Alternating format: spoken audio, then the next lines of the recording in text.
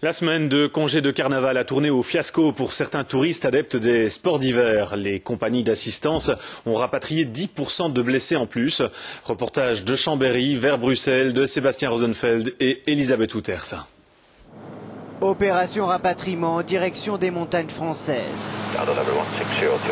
Deuxième aller-retour de la journée pour cet avion médicalisé. Une fois encore, les sommets enneigés ont fait des victimes. Paul est l'un des premiers arrivés sur le tarmac de Chambéry. J'ai croisé un autre skieur à toute vitesse que j'ai plus revu, mais moi j'ai pris une chute en lévitant assez douloureuse puisque j'ai tordu ma cheville dans ma botte de ski. Tu es un bon skieur? Ça va. Il s'est débrouillé quoi. Le défilé se poursuit, les histoires se répètent, des chutes souvent douloureuses, comme celle d'Ornella, 12 ans. Je suis tombée avec le snowboard sur mes deux poignets. Ça a fait mal? Oui, très mal. Mais du côté de Paul, l'horizon s'assombrit. Il ne figure pas sur la liste alors qu'il est bien affilié à l'organisme. Un moment de doute, puis finalement, tout rentre dans l'ordre.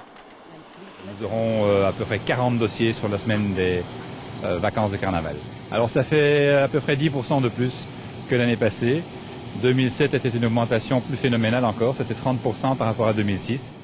Dans l'avion, les blessés ont un dernier regard pour ces pentes vertigineuses qui ont causé leur retour précipité. Rien que cette semaine, plus de 150 dossiers médicaux ont été ouverts dans cette seule compagnie d'assurance. À bord, des amitiés provisoires se créent. C'est une connaissance un petit peu, inespérée, pas prévue, pas prévue. Mais très vite, la fatigue reprend le dessus. Après 1h30 de vol, retour à Bruxelles pour la dernière descente de l'année, en toute sécurité.